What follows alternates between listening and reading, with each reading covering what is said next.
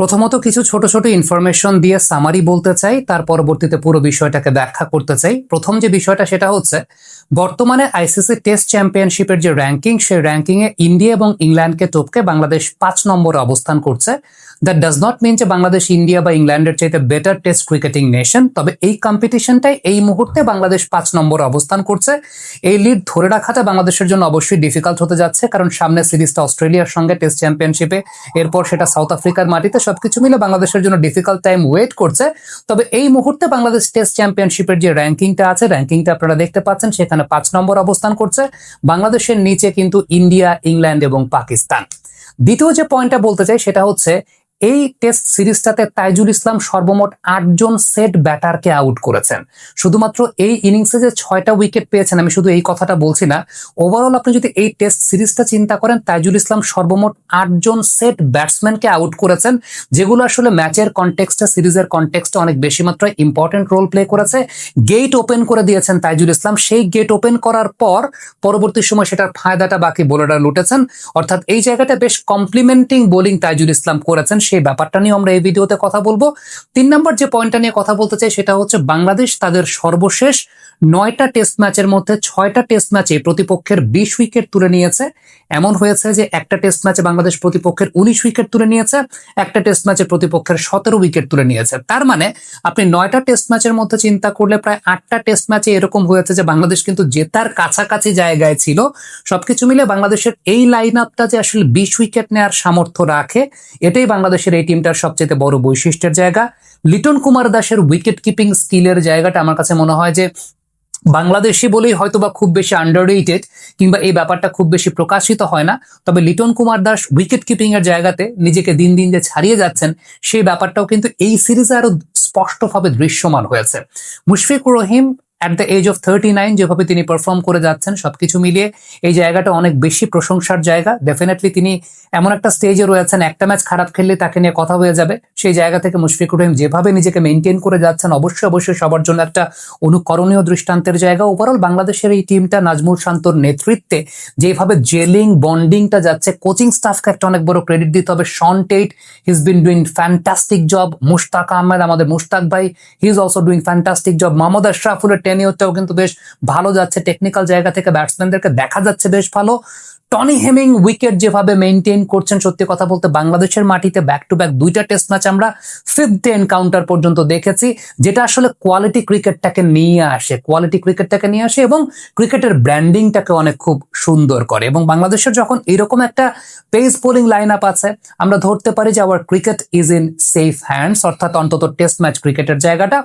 এবারে যে বিষয়গুলো নিয়ে আসলে কথা বলতে চাচ্ছিলাম, প্রথমত টেস্ট চ্যাম্পিয়নশিপের যে র্যাঙ্কিংটা, সেই র্যাঙ্কিংটাতে এই মুহূর্তে বাংলাদেশ 5 নম্বরে বিরাজ করছে।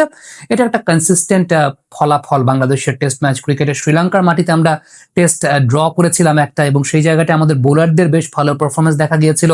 নাজমুল শান্ত বেশ ভালো ব্যাটিং করেছিলেন, আমরা দেখতে পেয়েছিলাম যে বাংলাদেশের মিডল অর্ডারটা এই মুহূর্তে, সত্যি কথা বলতে মমিনুল ভাই সর্বশেষ 5টা আমরা দেখতে পেয়েছি ম্যাচ এরকম আছে যে টানা হাফ সেঞ্চুরি করেছেন, শান্ত সেঞ্চুরি করছেন, তার 50 থেকে সেঞ্চুরি কনভার্সন রেটটা বেশ ভালো। মুশফিক ভাই আছেন মাঝখানে, এই জায়গাটা একটা অনেক বড় স্বস্তির জায়গা। লিটন কুমার দাস, আমরা জানি যখনই ক্রাইসিস তৈরি হয় তখনই লিটন কুমার দাস পুরাতন বলে তার টেকনিকের সর্বোচ্চ প্রয়োগটা আমরা অনেক বেশি এক্সপ্রেস দেখতে পারি, বা তিনি অনেক বেশি মাত্র এক্সপোজ করতে পারেন। যে ক্যালিবারের তিনি ব্যাটসম্যান, সেই ক্যালিবারের জায়গাটা অনেক ভালো মতো শো করতে পারেন, এই জায়গাটা আমরা দেখেছি।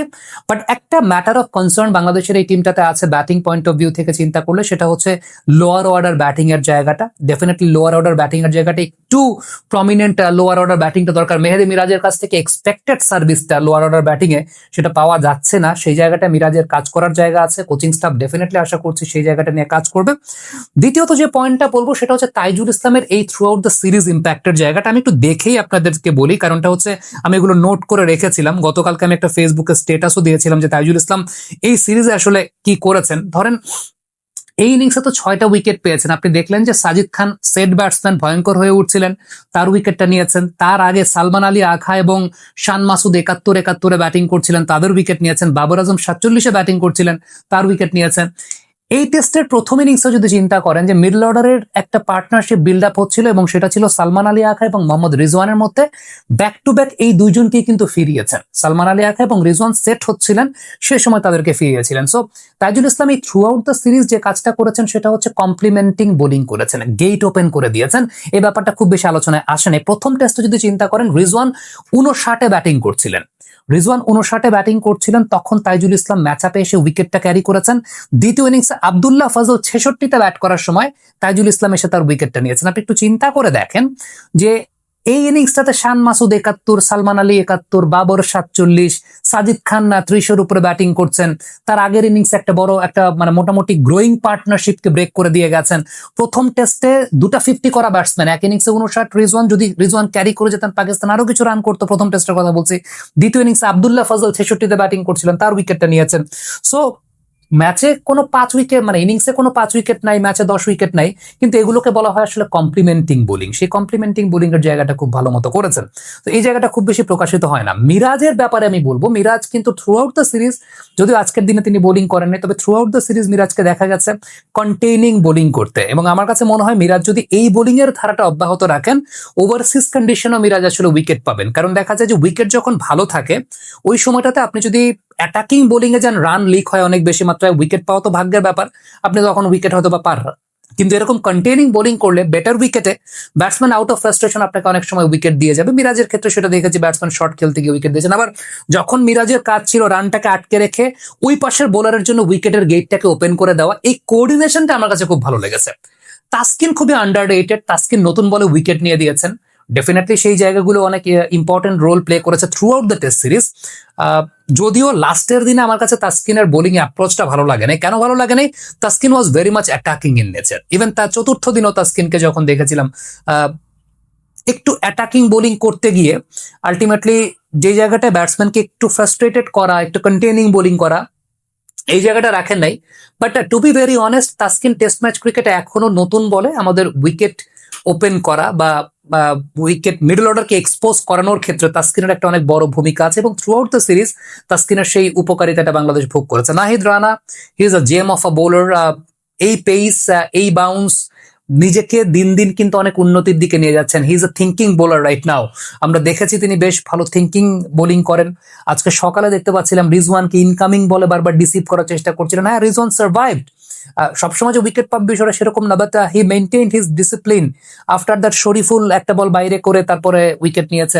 ডেফিনেটলি হাসান মাহমুদ ইনজুরির পর, অনেকে জানেন না যে হাসান মাহমুদ ইনজুরির পর যখন প্রত্যাবর্তন করবে তখন বাংলাদেশের এই লাইন আপটা আরো অনেক বেটার সার্ভিস দেবে বলে আমার বিশ্বাসের জায়গা। আপনি যদি চিন্তা করেন যে আমাদের এই টেস্ট সেট আপে লিটন কুমার দাসের উইকেট কিপিং, ডেফিনেটলি আমরা বেশ কয়েকটা কন্টেন্ট করেছি লিটন কুমার দাসের উইকেট কিপিং নিয়ে। ভাইটাল ক্যাচগুলো নিচ্ছেন, কঠিন ক্যাচগুলো নিচ্ছেন, এবং আপনি যদি as far as wicket keeping is concern, Liton Kumar Das is one of the best wicket keepers in the world. এই ব্যাপারে কোনো সন্দেহ নাই। Maybe his nearest competitor is Alex Carey, এবং অ্যালেক্স ক্যারি, লিটন কুমার দাস, এই দুজনের মধ্যেই ওয়ার্ল্ডের বেস্ট উইকেট কিপারের কম্পিটিশনটা আসলে হবে। আপনি মুশফিকুর রহিমের কথা যদি চিন্তা করেন, আমাদের মুশফিক ভাই, বড় ভাই, মুশফিক ভাই এখনো যেভাবে অনুপ্রেরণা দিয়ে যাচ্ছেন, আমার কাছে মনে হয় যে প্রত্যেকটা মানুষের জন্য, শুধুমাত্র এমন না যে ক্রিকেটারের জন্য, মুশফিক ভাই যেই বয়সে আছেন আর সেই বয়সের প্রত্যেকটা মানুষের জন্য একটা অনুপ্রেরণার জায়গা, যে life is not at the end. Mushfiq ভাই আমাদের 4 থেকে 5 বছরের বড়। এখন আমরা হয়তো বা চিন্তা করি অনেক সময় যে আচ্ছা লাইফের তো অনেক সময় পার করে ফেলেছে, এখনো পটেনশিয়াল মিট করতে পারিনি, বাট মুশফিক ভাই কিন্তু ওই অনুপ্রেরণাটা আমাদেরকেও দেন যে মুশফিক ভাইয়ের বয়সে তো আমরা এখনো যাই নাই। আফটার 5-6 ইয়ার্স আমরা যখন যাব, আমাদের still we have lot of things to do. So এটার জন্য আসলে ডিসিপ্লিন, যে আপনি প্রত্যেকটা পেশাতেই আছেন, যে পেশাতেই আছেন না কেন, অনেকে মিড ক্যারিয়ার ক্রাইসিস নিয়ে চিন্তা করেন, অনেক কিছু নিয়ে চিন্তা করেন, বাট মুশফিক ভাই এই অনুপ্রেরণার জায়গাটা মনে খুব সম্ভবত আমাদেরকে দেন। সেটা হচ্ছে যে এই যে মুশফিক ভাইয়ের কথা শুনে ও চলে আসছে এই জায়গাটাতে, যে সত্যি কথা বলতে প্রত্যেকটা মানুষের, প্রত্যেকটা পেশার মানুষের একটা অনুপ্রেরণার জায়গাটা দেন, যে লাইফ ইজ নট এন্ড। আপনি যে কোনো সময় যে কোনো জায়গা থেকে আপনি যদি ডিসিপ্লিন ঠিক রাখেন, আপনি definitely or hard work actually page of. Tony Hemming এবং বাংলাদেশের টিম ম্যানেজমেন্টের একটা প্রশংসা করব, কারণ ওই যে একটা সনাতন ধারণা যে আমরা স্লো উইকেট বানিয়ে জিতবো টেস্ট, ওইটা করতে গিয়ে টেস্ট ম্যাচের কোয়ালিটি উল্টো খারাপ হয়। টেস্ট ম্যাচের কোয়ালিটি যখন খারাপ হয় তখন বাংলাদেশের খেলার মানটাও খারাপ হয়। বাংলাদেশের খেলার মানটা যখন খারাপ হয়, দেশের ক্রিকেটের ব্র্যান্ডিংটাও খারাপ হয়। আমার কাছে এটা ব্যক্তিগত একটা মতামতের জায়গা, যে বাংলাদেশ টিম ম্যানেজমেন্ট যেহেতু মানে উইকেট কেমন হবে সেই আইডিয়াটা দেওয়ার ব্যাপারটা বা চাওয়ার জায়গাটা টিম ম্যানেজমেন্ট থেকে আসলে হয়। আমরা যতই গামিনী ডি সিলভাকে দোষ দিই বা যা দিই, এটা টিম ম্যানেজমেন্টের সিদ্ধান্তের জায়গা। সো ওই অনুযায়ী টনি হেমিং ভালো উইকেট প্রিপেয়ার করে দিয়েছেন এবং টনি হেমিং সেভাবেই কাজটা করছেন। আমরা দুটো টেস্ট পরপর দেখেছি যে 5 দিন পর্যন্ত গেছে, ইট ওয়াজ ভেরি গুড। সবকিছু মিলিয়ে আমার কাছে মনে হয় এটা দেশের টেস্ট ক্রিকেটের কোয়ালিটিটাকে আসলে বাড়ায় এবং এটাই কিন্তু বিষয়টা যে দেখেন সাইকোলজিক্যাল একটা অ্যাডভান্টেজ বাংলাদেশের যে okay we are playing better test cricket, আমরা ভালো টেস্ট ক্রিকেট খেলছি। সাউথ আফ্রিকার সঙ্গে সিরিজের সময় যে ধরনের উইকেটে খেলা হয়েছিল, এই টাইপের উইকেটে বেটার টেস্ট ক্রিকেট খেলা যায় না আসলে। আপনি নিজেই নিজের জালে আসলে ওই জায়গাটায় ফেসে গেছেন। সো আপনি বেটার টেস্ট ক্রিকেট খেলতে পারেন, এটা দেশের ক্রিকেটের ইমেজের জন্য কিন্তু অনেক ইম্পর্টেন্ট ফ্যাক্টর। সবকিছু মিলে এই সিরিজটার একটা অনেক বড় আউটকাম। একটা বিষয় ভুলে গেলে চলবে না, পাকিস্তান কিন্তু সর্বশেষ 4টা টেস্ট ম্যাচ বাংলাদেশের সঙ্গে হেরেছে। আমি এতক্ষণ অনেকগুলো পরিসংখ্যান আপনাদেরকে দিলাম, এই ভিডিওটাতে খুব বেশি টেকনিক্যাল ব্যাখ্যায় গেলাম না। আজকের দিনের অন্যান্য আরো ভিডিওগুলোতে টেকনিক্যাল ব্যাখ্যা নিয়ে আসবো। Thank you so much.